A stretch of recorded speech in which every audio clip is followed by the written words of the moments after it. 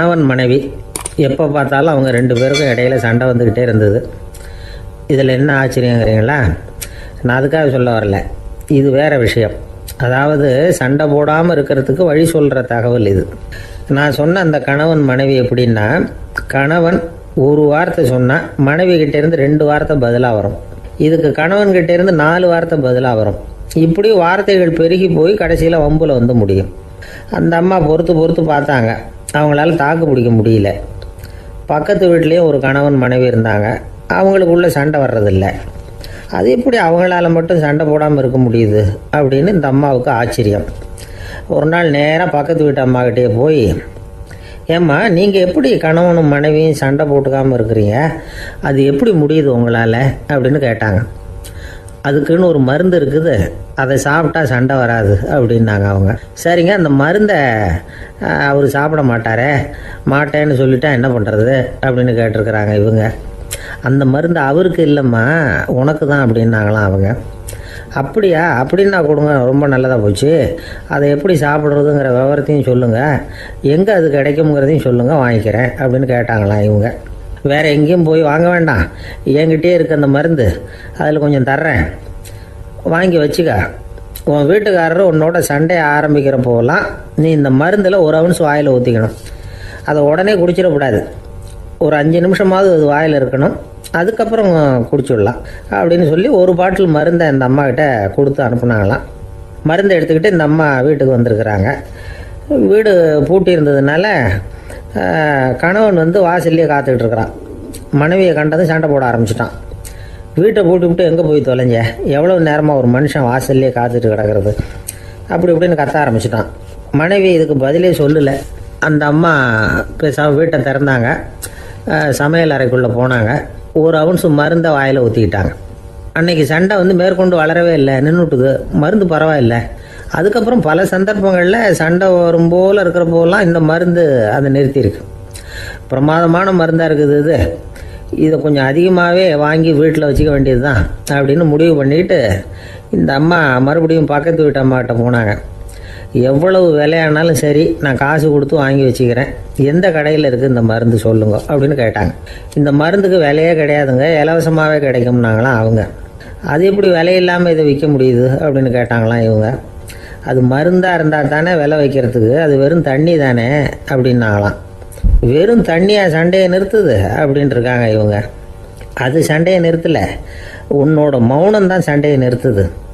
நீ வாயில் தண்ணியை வச்சுக்கிறதுனால எதிர்த்து பேசுறதில்ல, அதனால் உன்னுடைய கணவர் கோபம் வந்து சாந்தமாயிடுது அப்படின்னாங்களாம் அவங்க. இந்த கதையிலேருந்து சண்டையை நிறுத்துகிற மருந்து எதுன்னு தெரிஞ்சுக்கிட்டோம் இல்லையா?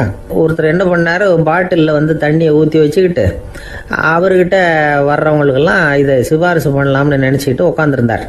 ஒரு அம்மா வந்தாங்க, இதை கேட்டுவிட்டு இதையே ஒரு மருந்து மாதிரி கொடுக்கலாம்ங்கிறது அவர் முடிவு. அதனால் பாட்டிலில் தண்ணி அடித்து வச்சுக்கிட்டு அதில் கலருக்காக என்னத்தையோ ஒரு ஜீரகம் அது மாதிரி எதையாவது கலந்து வச்சுக்கிட்டு ஒரு மருந்து மாதிரி ஒரு பாவனையில் வச்சுக்கிட்டு உட்காந்துருக்காரு. யாராவது வீட்டில் சண்டைன்னா என்கிட்ட வாங்க மருந்து தரேன்னு. ஒரு அம்மா வந்தாங்க, எனக்கும் என் வீட்டுக்காரருக்கும் அடிக்கடி சண்டை வருதுங்க அப்படின்ட்டு இருக்காங்க. கவலைப்படாதம்மா, நான் ஒரு மருந்து தரேன்னு சொல்லி வீட்டுக்குள்ளே போய் ஒரு பாட்டில் எடுத்து வந்து கொடுத்தாரு. பாட்டிலில் இருக்கிறது என்னங்கிறத சொல்லிவிட்டு அது பேரில் மரியாதை வராது இல்லையா, அதனால் சொல்லலை. அந்த அம்மா வாங்கிட்டு போனாங்க. 4 நாள் கழித்து திரும்பி வந்தாங்க. என்னம்மா வீட்டில் சண்டை நின்று போச்சான்னு கேட்டிருக்காரு இவர்.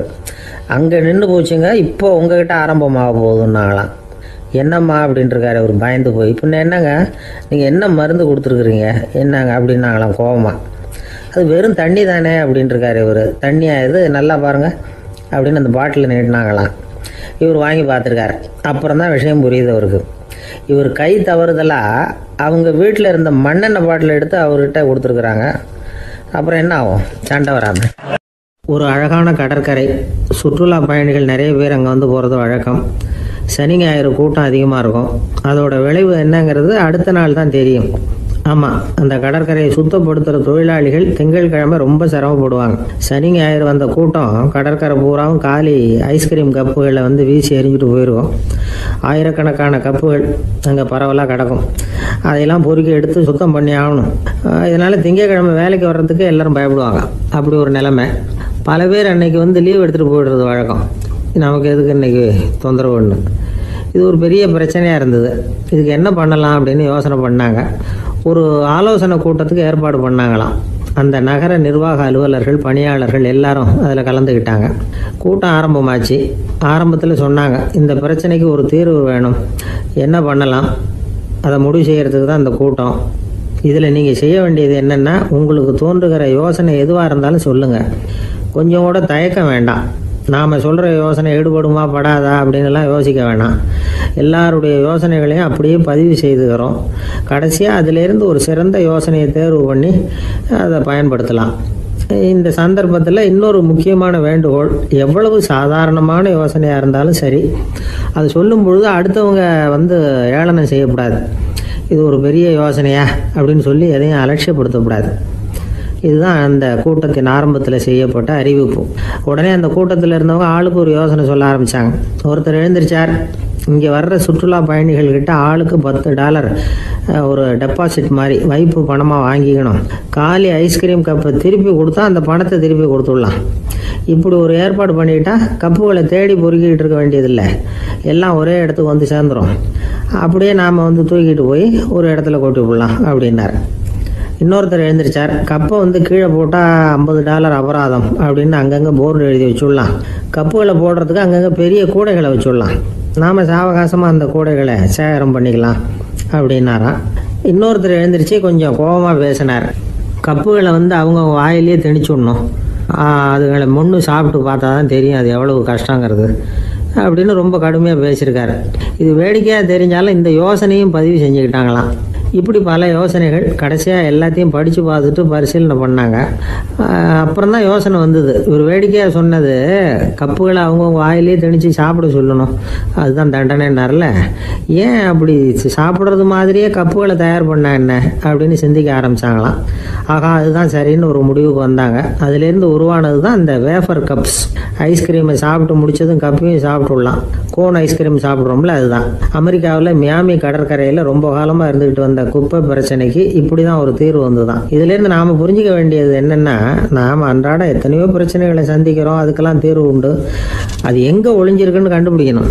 அந்த யோசனையையும் நல்லா தீவிரமாக யோசிக்கணும். யார் என்ன யோசனை சொன்னாலும் அதை அலட்சியப்படுத்தக்கூடாது, அக்கறையோடு கவனிக்கணும், அதை யோசித்து பார்க்கணும். ஒரு அம்மா தன்னோட வீட்டுக்காரரை ஒரு மனநல மருத்துவர்கிட்ட அழைச்சிட்டு வந்தாங்களாம். டாக்டர், இவருக்கு கோன் ஐஸ்கிரீம் பிடிக்கல, பேப்பர் கப்பில் இருக்கிற ஐஸ்கிரீம் தான் வேணும்னு அடம் பிடிக்கிறார் அப்படின்னாங்களாம். அது ஒன்றும் தப்பு இல்லையேன்னாராம் டாக்டர். இதுக்கு அந்த அம்மா சொன்னாங்களாம், இவர் கப்பு ஐஸ்கிரீம் வாங்குறதுல தப்பு இல்லை டாக்டர், பிரச்சனை அது இல்லை.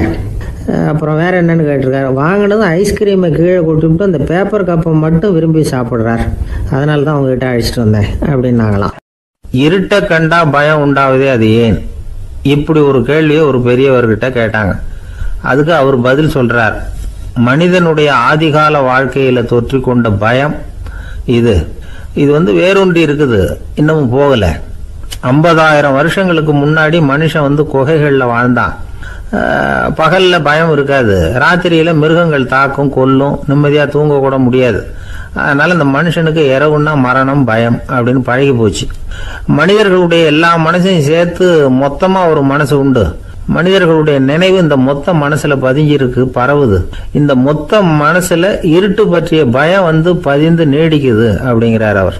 இந்த காலத்துல இரவை பகலாக்கிறதுக்கு எவ்வளவோ விளக்குகள்லாம் வந்தாச்சு.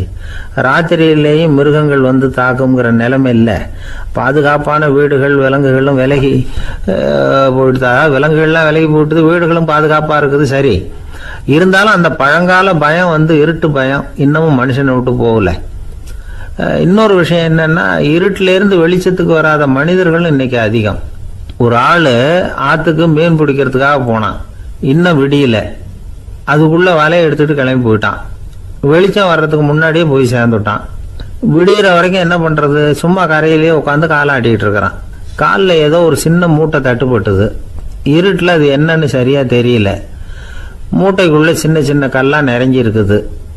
சும்மா பொழுது போகணுமேங்கிறதுக்காக இவன் அந்த மூட்டைக்குள்ள இருந்து ஒவ்வொரு கல்லா எடுத்து ஆத்துல வீசிக்கிட்டு இருக்கிறான். விடிகிற வரைக்கும் வேற வேலை இல்லைங்கிறதுனால எப்படி செஞ்சுக்கிட்டே உட்காந்துருக்கிறான். கிழக்க மெதுவா வெளிச்சம் தெரிய ஆரம்பிச்சது. பொழுது விடியறதுக்கான அறிகுறி. இதுக்குள்ள அந்த மூட்டையில இருந்த எல்லா கல்லையும் எடுத்து வீசி எறிஞ்சுட்டான். கடைசியா ஒரே ஒரு கல் மட்டும்தான் கையில பாக்கி இருந்தது. வெளிச்சம் வந்ததும் அந்த கல்லை பார்த்தான், அப்படியே திகைச்சு போயிட்டான். அடடா, இது வரைக்கும் தெரியாம தப்பு பண்ணிட்டோமே அப்படின்னு நினைச்சான். ஏன் தெரியுமா? அவன் கையில இருந்தது வெறும் கல் இல்ல, விலை வசந்த ரத்தன கல். அது இருட்டுல என்னன்னு புரியாததுனால மூட்டையில இருந்த எல்லா ரத்தன கல்லையும் ஆத்துல வீசி எரிஞ்சிருக்கிறான். இப்போ அவனுக்கு அழுகையே வந்துடும் போல இருந்தது. வாழ்க்கையை வசதி ஆக்கிக்கிறதுக்கான வாய்ப்பு அவனுக்கு இருந்தது, இருந்தாலும் இருட்டில் அதை இழந்துட்டான். அந்த வகையில் அவனுக்கு கொஞ்சம் அதிர்ஷ்டம் இருந்திருக்குது. அதாவது ஏதோ ஒரு வகையில் இருந்திருக்குது. அதனால தான் அந்த கடைசி கல்லை எரியறதுக்குள்ள வெளிச்சம் வந்துட்டுது. பல பேருக்கு அந்த அளவு கூட அதிர்ஷ்டம் வர்றதில்லை. எல்லாத்தையும் வீசினதுக்கு அப்புறம் தான் வெளிச்சம் வரும்.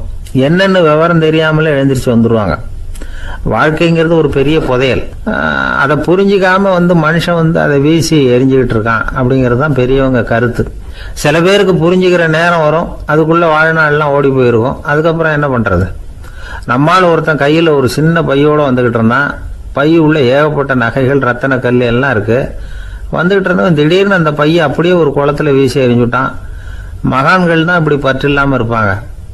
என்னங்க இது, விலை மதிப்புள்ள அந்த பையை இப்படி குளத்துல வீசி எறிஞ்சுட்டீங்களே, இதுக்கு என்ன அர்த்தம் அப்படின்னு கேட்டார் அவன் கூட வந்தவர். அவன் மெதுவா இவர் காதோட காதா சொல்றான், ஒரு போலீஸ்காரர் பின்னாடி வந்துகிட்டு இருக்கிறார், அவர் போனதுக்கு அப்புறம் இதை எடுத்துக்குவேன் அப்படிங்கிறான். ஒரு சின்ன பையன் என்னை தேடிட்டு ஓடி வந்தான்.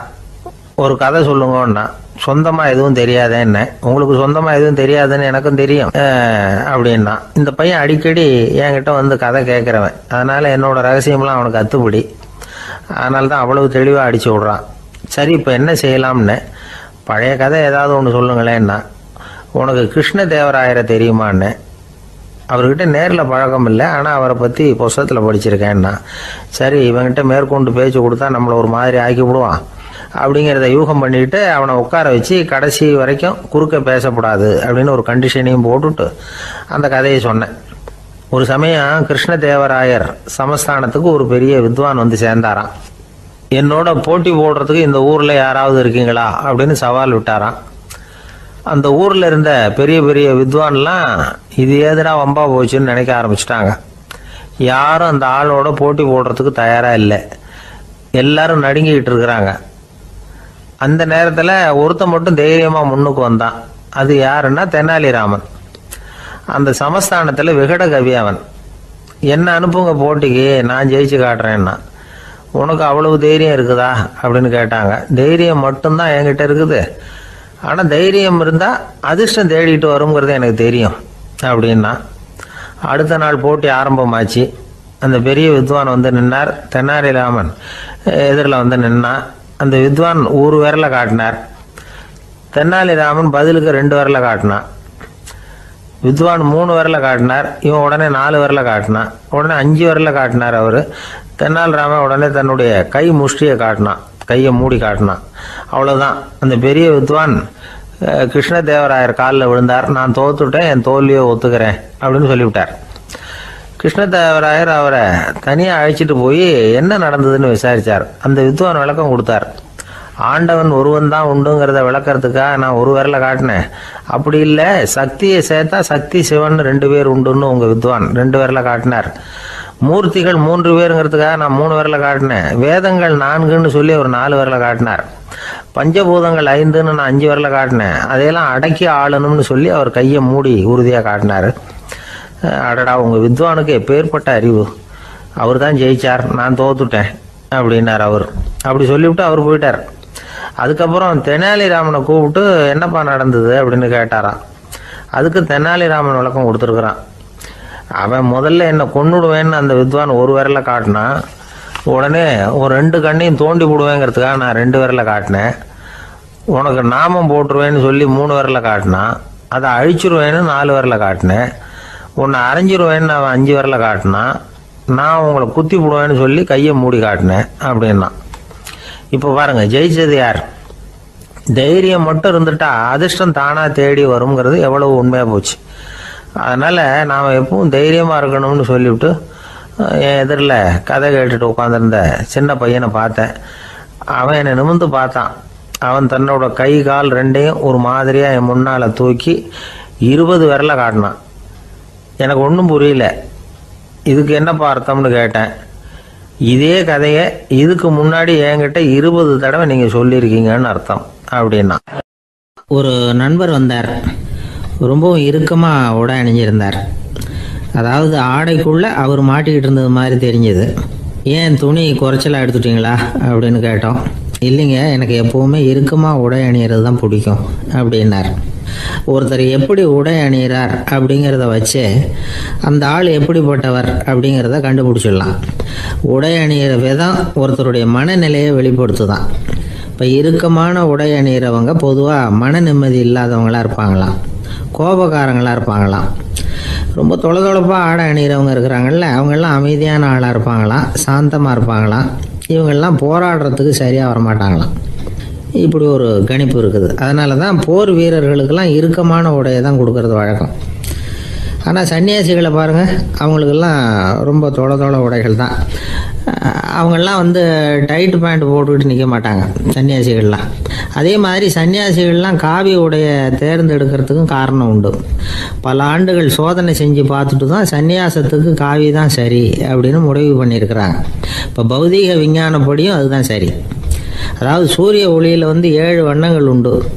ஒரு பொருள் மேலே அது விழும்பொழுது அந்த பொருள் நமக்கு சிவப்பாக தெரிஞ்சதுன்னா அந்த பொருள் சிவப்பை தவிர மற்ற எல்லா நிற கதிர்களையும் உள்வாங்கிக்கிட்டு சிவப்பு நிறத்தை மட்டும் வெளியில் விடுது. அதாவது விலக்கி விடுது. அதனால தான் அந்த பொருள் சிவப்பாக தெரியுது. உடல் ஆரோக்கியத்துக்கு ஓரளவு சிவப்பு தேவைப்படுது. அதனால தான் காவி உடை அணிஞ்சால் சூரிய ஒளி ஓரளவு சிவப்பை விலக்கிவிடும். அதாவது சிவப்பின் பலனும் கிடைக்கும், இந்த சிவப்பின் கெடுதலும் இல்லை அப்படின்னு யோசனை பண்ணாங்க. காவி உதய வேளையின் நிறம். கீழ் வானத்தில் கதிர் உதிக்கிற வேளையில் முதல் ஒளி தோன்றுகிற நேரத்தில் காவி நிறம் தான் கசியும். தியானம் செய்கிறப்போ முதல்ல காணக்கூடிய ஒளி காவி நிறம்தான். தியானத்தின் உச்ச நிலையின் நிறம் நீலம். தியானம் காவி நிறத்தில் ஆரம்பமாகி நீல நிறத்தில் நிறைவடைகிறது அப்படிங்கிறார் ஓஷோ. நீலம் தியான சிகரம், காவி தியான ஆரம்ப குறியீடு, ஒரு சன்னியாசியின் ஆரம்ப தரிசனம் அப்படிங்கிறார் அவர். ஒருத்தர் நாள் பூரா காவி உடைய அணிஞ்சிருந்தா அந்த நிறம் அவருக்கு தியானத்தை பற்றிய நினைவை ஊட்டிக்கிட்டே இருக்கும்.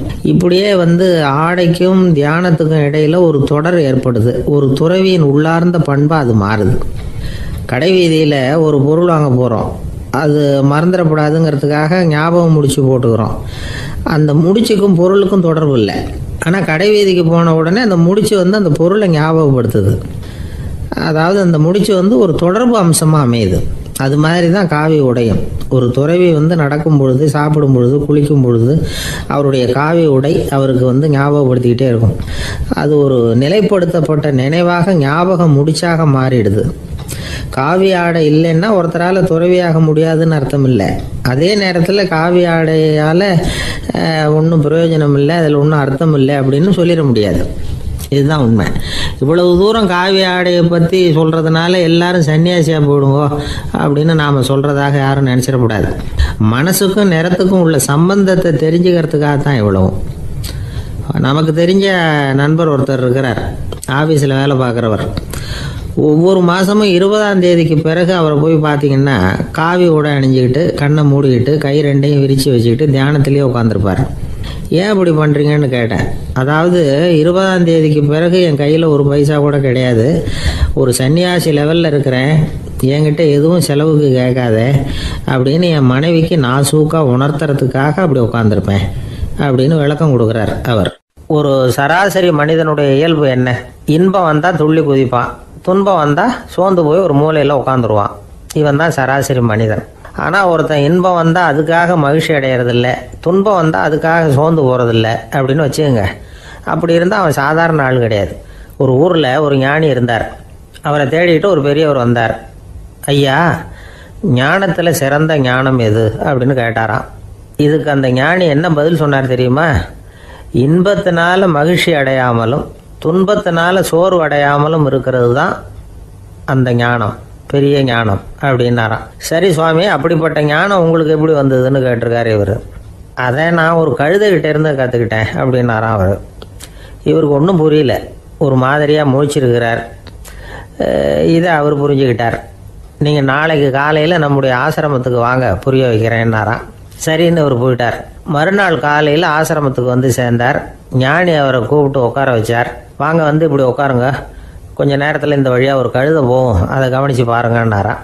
இவருக்கு இன்னமும் ஒன்றும் புரியாமல் போச்சு, ஒரே குழப்பம். இருந்தாலும் அந்த ஞானி சொன்னது மாதிரியே உட்காந்துருக்கிறார். கொஞ்ச நேரத்தில் அந்த வழியாக ஒரு கழுதை போச்சு. அது முதுக நிறைய அழுக்கு மூட்டைகள், அதை சுமந்துக்கிட்டு போகுது. ஒரு சலவை தொழிலாளி அதை ஓட்டிகிட்டு போகிறார். கொஞ்சம் தூரத்தில் ஒரு ஆறு இருக்குது. அங்கே போய் துணியெல்லாம் சுத்தப்படுத்திக்கிட்டு சாயந்தரமாக திரும்பி இந்த வழியாகவே வருவாங்க. ஞானி சொன்னது மாதிரியே இந்த பெரியவர் அழுக்கு மூட்டையை சுமந்துக்கிட்டு போகிற அந்த கழுதையை கவனித்தார். கழுதை போயிட்டுது. அதுக்கப்புறம் ஞானியை திரும்பி பார்த்தார். இப்போ அந்த ஞானி சொன்னார், சாயந்தரம் வரைக்கும் நீங்கள் இங்கேயே இருக்கணும்னார். அதே மாதிரி இவர் இருந்தார். சாயந்தரமாக அந்த ஞானி சொன்னார், ஐயா இப்போ கொஞ்ச நேரத்தில் அந்த கழுதை இந்த வழியாக திரும்பி வரும், அதையும் கவனித்து பாருங்கன்னார். இவரும் கவனித்து பார்க்குறார். கழுதை வந்தது. அது முதுகில் சலவை செய்யப்பட்ட துணி மூட்டை, அது பாட்டுக்கு சுமந்துக்கிட்டு போய்கிட்டு இருக்குது. பெரியவருக்கு ஒன்றும் புரியல, பொறுமை இழந்துட்டார். சரி சுவாமி, இந்த கழுதைக்கும் உங்கள் ஞானத்துக்கும் என்ன சம்பந்தம் அப்படின்னார். இப்போ அந்த ஞானி விளக்கினார், ஐயா இந்த கழுதை இதே மாதிரி தினமும் காலையில் அழுக்கு மூட்டைகளை சுமந்துக்கிட்டு ஆற்றுக்கு போகுது, மாலையில் வெண்மையான சுத்தமான துணிகளை சுமந்துக்கிட்டு திரும்பி ஊருக்கு போகுது. காலையில் இது போகும்பொழுது முதுகில் அழுக்கு மூட்டைகளை சுமந்துக்கிட்டு போகிறோமேங்கிற வருத்தமும் அதுக்கு கிடையாது. சாயந்தரம் திரும்பி வரும்பொழுது சுத்தமான துணிகளை சுமந்துக்கிட்டு வர்றோமேங்கிற மகிழ்ச்சியும் அதுக்கு இல்லை. இதை பார்த்து தான் நான் அது மாதிரி ஞானத்தை கற்றுக்கிட்டேன் அப்படின்னாராம். அதனால் யார் கற்றுக் கொடுக்குறாங்க அப்படிங்கிறத விட எதை கற்றுக்கிறோம் அப்படிங்கிறது தான் முக்கியம். ஒரு சினிமா பார்க்குறோம், ஒரு அருவி கொட்டுறது மாதிரி காட்சி வருது, தண்ணீர் வழியுது. படம் முடிஞ்சதும் பார்த்தீங்கன்னா அந்த திரை என்ன நனைஞ்சு போயா இருக்கும். ஒரு தீப்பிடிச்சு எரியிற காட்சியே சினிமாவில் பார்க்குறீங்க, காட்சி முடிஞ்சதும் அந்த வெண் திரையே கருகி போயா இருக்கும். படத்தில் வர்ற தண்ணீரும் நெருப்பும் அந்த திரையை பாதிக்கிறது இல்லை. நாம் அந்த திரை மாதிரி இருக்கிறதுக்கு கற்றுக்கணுமா. அந்த பக்குவம் வந்துவிட்டதுன்னா இன்பமும் துன்பமும் நம்ம எதுவும் செய்யாது. ஒரு சினிமாவை பார்க்குற வரைக்கும் சிரிக்கலாம், அழலாம். பார்த்துட்டு வெளியில் வரும்பொழுது அழுதுகிட்டே வரக்கூடாது. ஒருத்தர் வந்தார், அப்படி படம் முடிஞ்சு வெளியில் வரும்பொழுது அருவி மாதிரி கண்ணீர் சிந்திக்கிட்டே வரார். ஏன் சார் படம் அவ்வளவு சோகமா அப்படின்னு கேட்டார். இன்னொருத்தர், இல்லை சார் கூட்டம் ரொம்ப குறைச்சல் சார், மொத்தம் படம் பார்க்க வந்தவங்களே 15 பேர் தான் சார் அப்படின்னார் கண்ணீரை தொடச்சிக்கிட்டே. அதுக்கு நீங்கள் ஏன் சார் அழறீங்கன்னு கேட்டார் அவர். இந்த படத்தோட தயாரிப்பாளரே நான் தான் சார் அப்படின்னாரா இவர். என்னை விட யோக்கியம் இந்த உலகத்தில் வேற யாரும் இல்லை சார் அப்படின்னார் ஒருத்தர். அவரை விட அயோக்கியன் வேற யாரும் இருக்க முடியாதுங்கிற முடிவுக்கு கேட்டவங்க வந்துட்டாங்களாம். மனுஷனுக்கு இருக்கிற ஒரு மிகப்பெரிய குறையே தன்கிட்ட இருக்கிற குறை அவனுக்கு தெரியாமல் போகிறது தான். ஆனால் அடுத்தவங்ககிட்ட இருக்கிற குறை இவனுக்கு தெளிவாக தெரிஞ்சிடும். ஒரு ஒட்டகம் ஒரு கொக்கை பார்த்து ஒரு கேள்வி கேட்டுதான். என்ன கேள்வி தெரியுமா? உன் கழுத்து ஏன் இப்படி வளைஞ்சி போயிருக்குது அப்படின்னு கேட்டிருக்கு. இதுக்கு உடம்பே வளைச்சல். இது போய் கொக்கை கிண்டல் பண்ணுது. இன்னைக்கு மனித சுபாவமும் கிட்டத்தட்ட இப்படி தான் இருக்குது. இந்த உலகத்தில் குறையில்லாத மனிதர்கள் யாரும் கிடையாது, நாம் உள்பட அப்படிங்கிறத முதல்ல நாம் நல்லா புரிஞ்சுக்கணும். ஒரு ஊரில் ஒரு விற்பனை நிலையம் இருந்தது. செல்ல பிராணிகளை விற்பனை செய்கிற நிலையம் அது. நாய், கிளி, பூனை இப்படி நிறைய வச்சு விற்பனை பண்ணிகிட்டு இருக்கிறாங்க. நாய்க்குட்டி விற்பனை செய்கிற பகுதியில் ஒரு சிறுவன் நின்றுக்கிட்டு இருந்தான். விற்பனை செய்கிற ஆளுகிட்ட விலை கேட்டுக்கிட்டு இருந்தான். அதுவும் இருக்குதே, அந்த நாய்க்குட்டி என்ன விலை அப்படின்னு கேட்டானா. 1000 ரூபா அப்படின்னாரான். சரி அது வேணாம், இது என்ன விலைன்னு இருக்கான். 500 ரூபா அப்படின்னாரான். இந்த சின்ன பையன் கையில் வச்சுருந்தது வெறும் 50 ரூபா தான். அதனால் இதை விட குறைச்சலாக கிடைக்குமான்னு பார்த்துருக்கான். அந்த கடையில் ஒரு மூலையில் சரியாக கவனிக்கப்படாமல் ஒரு நாய்க்குட்டி படுத்து கிடந்தது. பாவமாக கத்திக்கிட்டு இருந்தது.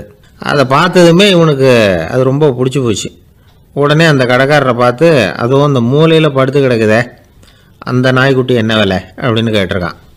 தம்பி, அது ஒரு கால் ஊனம், அதனால் அது உன்னோட குதித்து விளையாடவோ ஓடுறதோ அதால் முடியாத காரியம் அப்படின்ட்டுருக்கார் அவர். அது தெரிஞ்சுதாங்க கேட்குறேன், அதோட விலை என்ன அதை மட்டும் சொல்லுங்களேன் அப்படின்ட்டுருக்கான். தம்பி, இது கால் ஊனம் உள்ள ஒரு நாய். இதை போய் காசு கொடுத்து வாங்கிறதுக்கு யாராவது பிரியப்படுவாங்களா? இதை நான் உனக்கு இலவசமாகவே தர்றேன், எடுத்துகிட்டு போ அப்படின்னாரான். இதை கேட்டதும் அந்த சிறுவனுக்கு கோபம் வந்துட்டு தான். நீங்கள் ஒன்றும் சும்மா கொடுக்க வேணாம், இந்தாங்க 50 ரூபா, இதை வச்சுக்கிட்டு நாய்க்குட்டியை கொடுங்க அப்படின்ட்டுருக்கான். அவருக்கு ஒன்றும் புரியல, ஆச்சரியமாக இருந்தது. சரின்னு பணத்தை வாங்கிட்டு நாய்க்குட்டியை தூக்கி கொடுத்தார். அந்த சிறுவன் அந்த நாய்க்குட்டியை 2 கையாலையும் வாங்கினா, மார்போட பிரியமாக சேர்த்து அணைச்சிக்கிட்டான். தெருவில் இறங்கி நடக்கிறான். அப்படி நடக்கும்பொழுது தான் பார்க்குறார், கடைக்காரர் ஆச்சரியமாக அவனை பார்க்குறார். அப்போ தான் அவருக்கு ஒரு விஷயம் புரியுது. அந்த சிறுவன் தெருவில் நாய்க்குட்டியை மார்போடு அணைச்சிக்கிட்டு விந்தி விந்தி நடந்து போய்கிட்டு இருக்கிறான். ஆமாம், அவனுக்கும் ஒரு கால் ஊனம். இந்த நாய்க்குட்டியை யாருமே வாங்க மாட்டாங்கன்னு நினச்சிக்கிட்டு இருந்தார். குறையுள்ள அதுக்கும் ஒரு எஜமானன் கிடைச்சுட்டான். அதனால் ஊனம் ஒரு குறை இல்லை அப்படிங்கிற உண்மையை அந்த கடைக்காரர் புரிஞ்சுக்கிட்டாராம். நம்மால் ஒருத்தர் கொஞ்சம் வயசானவர், எழுந்திரிச்சு சரியாக நடக்க முடியாது, சாய்வு நாற்காலியிலேயே எப்பவும் உட்காந்துருப்பார். அவர் தனக்கு துணையாக ஒரு நாயை பக்கத்தில் வச்சுருந்தார். அதுவும் ரொம்ப வயசான ஒரு நாய், எழுந்திரிக்கவே சிரமப்படும், நடக்கவும் முடியாது. அவர் பக்கத்துலேயே இதுவும் சோர்ந்து போய் படுத்து கிடக்கும். அந்த பெரியவரை பார்க்க வந்த ஒருத்தர் கேட்டார், ஏங்க, ஒரு சின்ன பையனை உங்களுக்கு துணையாக வச்சுக்கப்படாதா? இந்த நாயை உங்களுக்கு பாதுகாப்பாக வச்சுருக்கிறீங்களே, உங்களுக்கு ஒரு ஆபத்துன்னா இது எப்படி உங்களுக்கு உதவ முடியும் அப்படின்னார். அப்போ அவர் சொன்னாராம், எனக்கு ஒரு ஆபத்துன்னா அந்த சமயத்தில் இந்த நாய் என்னை தனியாக விட்டுட்டு ஓடி போயிடாமல் இருக்கணும்ல, அதுக்காக தான் இதை நான் வச்சுருக்கிறேன் அப்படின்னாராம். ரொம்ப நாளைக்கு முன்னாடி ஒரு நாள் கோவலன் நாடகம் நடந்தது. எங்கள் மதுரையில் நடந்தது. அதில் ஒரு முக்கியமான கட்டம், கண்ணகி கிட்ட சிலம்பை வாங்கிக்கிட்டு அதை விற்கிறதுக்காக மதுரை நகருக்கு புறப்படுறான் கோவலன். அந்த சமயத்தில் கண்ணகி பாடுற மாதிரி ஒரு நாடக பாடல், நாடக ஆசிரியர் எழுதினது. அது என்ன பாட்டுன்னா, மா பாவியோர் கூடி வாழும் மதுரைக்கு மன்னா போகாதீர் என்று அப்படின்னு ஆரம்பிக்கும் அந்த பாட்டு. இதுதான் அந்த பாட்டு. இதை கண்ணகி மேடையில் பாடின உடனே கூட்டத்தில் சலசலப்பு. நம்ம ஊர்லேயே நமக்கு முன்னாடியே நின்றுக்கிட்டு மா பாவியோர் கூடி வாழும் மதுரை அப்படின்னு சொல்கிறாங்களே, என்ன தைரியம் அப்படின்னு எல்லாம் குழப்பம் பண்ண ஆரம்பிச்சிட்டாங்க. மக்கள் சத்தம் போட ஆரம்பிச்சிட்டாங்க. எதிர்ப்பு குரல் அது பாட்டுக்கு வர வர அதிகமாக போட்டுது. கொண்டுக்கிட்டு வா அந்த நாடக ஆசிரியரை, எழுதுனது யார் அப்படின்னு ஒரே சத்தம், கூச்சல். வேறு வழி இல்லை. மெதுவாக மேடைக்கு வந்தார் அந்த நாடக ஆசிரியர். 4 பக்கத்திலிருந்தும் கேள்வி கணைகள். மக்களை பார்த்து கொஞ்சம் அமைதியாக இருங்கோ அப்படின்னு சொல்லிவிட்டு தன்னுடைய விளக்கத்தை சொல்ல ஆரம்பித்தார் அந்த நாடக ஆசிரியர். மா அப்படின்னு சொன்னால் திருமகளாகிய லட்சுமி அப்படின்னு அர்த்தம். பா அப்படின்னா கலைமகளாகிய சரஸ்வதி. வி அப்படின்னா மலைமகளாகிய பார்வதி. மா பாவியோர் அப்படின்னா திருமகளும் கலைமகளும் மலைமகளும், இவங்க மூவரும் அப்படின்னு அர்த்தம். இந்த 3 பேரும் வாழ்கின்ற மதுரை புனிதம் நிறைந்தது, சகல செல்வங்களும் நிறைஞ்சது. அப்படிப்பட்ட ஊரில் நான் அணிந்து கொள்ளும் இந்த சாதாரண சிலம்பை யார் வாங்கிக்குவாங்க அப்படிங்கிற எண்ணத்தோடு தான் கண்ணகி அப்படி சொல்கிறா. அதை நினச்சி தான் நான் எழுதினேன். ஆகவே மதுரையை ரொம்ப சிரமப்படுத்தணும், ரொம்ப மோசமாக எழுதணும் அப்படிங்கிற எண்ணம்லாம் எனக்கு கிடையாது, பெருமைப்படுத்தணும்னு நினச்சி தான் அப்படி எழுதினேன் அப்படின்னு விளக்கம் கொடுத்தாராம். இந்த விளக்கத்தை கேட்டதும் எல்லாரும் ரொம்ப சமாதானம் ஆயிட்டாங்களாம். இப்படி விளக்கம் கொடுத்த அந்த நாடக ஆசிரியர் யார் தெரியுமா? அவர் தான் தமிழ் நாடக உலகின் முதல் ஆசான் சங்கரதாஸ் சுவாமிகள். அவருக்கு நகைச்சுவை உணர்வும் அதிகம். 1920ஆம் ஆண்டு திருநெல்வேலியில் அவர் தங்கியிருக்கிறார் நாடகம் நடத்துறதுக்காக. அவர் தங்கியிருந்த வீட்டில் கொசு மூட்டை பூச்சி அதிகமாக இருந்திருக்கு. அவரால் தூங்கவே முடியல. அவர் அனுபவித்த தொல்லைகள் ஒரு பாட்டாக உருவாச்சு. வேடிக்கையாக ஒரு பாட்டு எழுதினாராம். மூட்டையும் கொசுவும் ஒரு வீட்டிலே மீட்டிங் போட்டால் முன்னே நிற்க யாரால் முடியும்? கொசு மோகன ராகம் போல சத்தம் போட்டு முன்னே நின்று செய்திடும் யுத்தம். இதை மறுநாள் நாடகத்தில் கோமாளி வேஷம் போட்ட ஒரு சிறுவனை விட்டு பாட வச்சிருக்காரு. எல்லாரும் சிரித்து ரசித்தாங்களாம். சங்கரதாஸ் சுவாமிகள் கல்யாணமே பண்ணிக்கல, துறவி மாதிரியே வாழ்ந்திருக்கார். தமிழ் நாடக கலைக்கு தன்னையே அர்ப்பணம் பண்ணிக்கிட்டவர் அவர். 1922 நவம்பர் மாதத்தில் ஒரு நாள் புதுச்சேரியில் அவர் வாழ்க்கை முடிஞ்சுது. அப்போ அவருக்கு வயசு 55. சங்கரதாஸ் சுவாமிகள் நாடக ஆசிரியர் மட்டும் இல்லை, மேடை நாடக இயக்குனர், தயாரிப்பாளர். அவரே ஒரு சிறந்த நடிகர். ஒரு தடவை சாவித்திரி நாடகத்தில் இவர் யமதர்மனா வேஷம் போட்டு நடிச்சிருக்கிறார். நாடகம் பார்த்துக்கிட்டு இருந்த கருவுற்ற ஒரு பெண்மணிக்கு பயத்தினால அங்கேயே குழந்தை பிறந்துட்டு தான். அந்த நிகழ்ச்சிக்கு அப்புறம் இவர் இந்த வேஷம் போடுறப்போலாம் ஜனங்களுக்கு முன்கூட்டியே எச்சரிக்கை கொடுக்க ஆரம்பிச்சிருவாராம். அதாவது அப்படி யாராவது பயப்படுறவங்க இருந்தால் கொஞ்சம் கண்ணை மூடுவீங்க அல்லது எழுந்திரிச்சு போடுங்கன்னு. நடிப்புன்னா அப்படிலாம் இருக்கணும். இந்த காலத்தில் நடிகர் ஒருத்தர் சொன்னார், சார், நான் இந்த நாடகத்தில் நடிக்கிறப்போ முகத்தில் நவரசங்களையும் காட்டி நடித்தேன், உணர்ச்சிகளை எல்லாம் நல்லா காட்டி நடித்தேன். அப்படி இருந்தும் ஜனங்கள் கல்லை எடுத்து மேடையில் வீசிவிட்டாங்க சார் அப்படின்னார். நாடகத்தில் உங்களுக்கு என்ன வேஷம் அப்படின்னு கேட்டாங்க. அது செத்து கிடக்கிற பணமாக நடித்தேன் சார் அப்படின்னார்.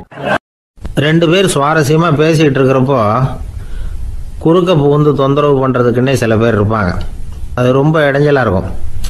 இதே மாதிரி மின்காந்தம் கூட குறுக்க புகுந்து தொந்தரவு பண்ணும். கடைசியில் அது ஒரு பெரிய இடைஞ்சலில் கொண்டாந்து விட்டுரும். சில வீடுகளில் கேபிள் கனெக்ஷன் இல்லாமல் சில தனியார் டிவி காட்சிகள் தெரியும். அதுக்கு என்ன காரணம்னா இந்த மின்காந்த குறுக்கீடு தான் காரணம். இதைத்தான் சுருக்கமாக இஎம்ஐ அப்படின்னு சொல்கிறாங்க. அதாவது எலக்ட்ரோ மேக்னெட்டிக் இன்டர்ஃபியரன்ஸ். இது ஏற்படக்கூடிய இடங்கள் எது எதுன்னு எடுத்துக்கிட்டால் அது ஒரு பெரிய பட்டியலாகவே போயிடும். இந்த இஎம்ஐ தொந்தரவு வந்து கேபிள் டிவியில் மட்டும்தான் இல்லை, ராக்கெட் ஏவுதளத்தில் உள்ள ரேடார்கள், அங்கே உள்ள சில சக்தி வாய்ந்த தொலைத்தொடர்பு சாதனங்கள், விமான தளங்களில் உள்ள ரேடார்கள், கப்பல் தளங்களில் பொருத்தப்பட்டிருக்கக்கூடிய சக்தி வாய்ந்த ஆண்டனாக்கள், இப்படி நிறைய சொல்லலாம். காவல் நிலையங்களில் பயன்படுத்தப்படுகிற வயர்லெஸ் தொடர்பு சாதனங்கள் கூட ஓரளவுக்கு இந்த மின்காந்த அலைகளை வந்து வெளியிடும். நம்ம வீட்டில் உட்காந்துக்கிட்டு ரேடியோ கேட்டுக்கிட்டு இருப்போம் அல்லது டிவி பார்த்துக்கிட்டு இருப்போம்.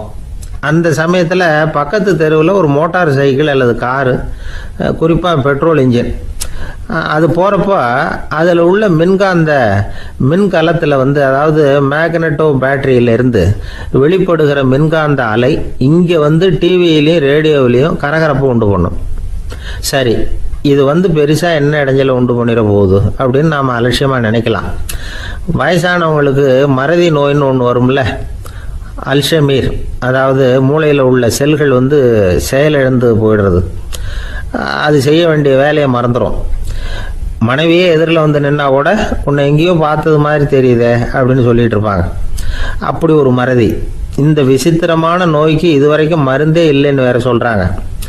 இந்த மைக்ரோ ஓவன் அப்படின்னு சொல்லக்கூடிய சமையல் அடுப்புகள் கூட மின்காந்த அலைகளை வந்து வெளியிடுது.